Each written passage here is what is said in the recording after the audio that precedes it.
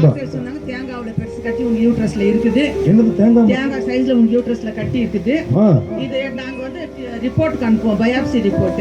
அதுல ரிசல்ட் வந்து பார்த்தா அங்க கை வச்சு ஆபரேஷன் பண்ணுவோம், இல்லைன்னா நாங்க பண்ண மாட்டோம். ஓ சரி. யூட்ரஸ்ல ஓகே. அப்படி பிரச்சனையோட தான் கூட்டத்துக்கு வந்தீங்களா? அப்புறம் லாஸ்ட் டேட் அந்த செகண்ட் மீட்டிங் இங்க நடந்துருக்குது. செகண்ட் டே உட்கார்ந்து வந்து இங்க கேன்சர் பேஷண்ட் எல்லாம் இங்க வந்து சாட்சி.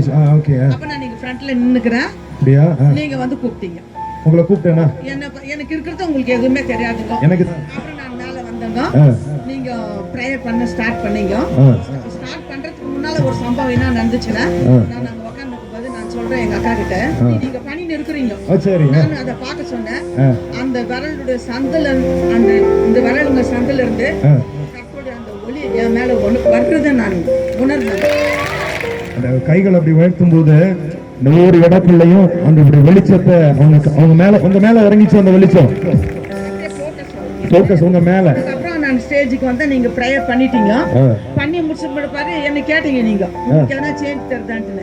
ஆனா எனக்கு அது கர்ப்பப்பை உள்ள இருக்கிறதுனால தெரியல. ஆமா ஆமா. Okay okay. எனக்கு தெரியலன்னு அந்த வீட்டுக்கு போயிட்டு மிட் நைட்ல 1 மணி இருக்குங்க. 1 மணி அளவுக்கு எனக்கு இவ்வளவு ஒரு பெரிய பீஸ் எனக்கு யூட்ரஸ் வந்து வெளியே வந்து விட்டுச்சு. ஆமா அந்த நைட் என்னமா இவ்வளவு பெரிய பீஸ் வந்து வெளியே விழுந்துச்சாம். புதன்கிழமை நான் பெங்களூர் போனேன் ஆஸ்பத்திரி மறுபடி போறீங்க. பெங்களூர்ல உள்ளவங்க பண்ணும்போது இல்லன்னு வந்துச்சு. ரிசல்ட்ல இல்லன்னு வந்துச்சா? ஆனா இவங்களுக்கு என்ன ஆயிடுச்சுன்னா முதல் நாள் பண்ணும்போது இந்த அறிகுறி இந்த அம்மாவுக்கு இருந்துச்சு. இவங்களுக்கு தலை பிச்சுக்கிச்சு. அப்பா தொட்டா அப்படிதான் இருக்கும். சத்தம் ஆமென் சொல்லுங்களேன். ஹalleluya. எத்தனை நேரம் போய் செக் பண்ணீங்கம்மா? சுகம் கூட கிடைச்சிருக்கு. 17 நேரம் பெங்களூருக்கு போய் ரிசல்ட் வந்துச்சு. நெகட்டிவ்.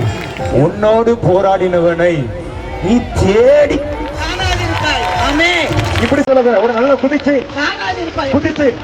நல்ல ஜம்ப் பண்ணி நல்லா அவ்வளவு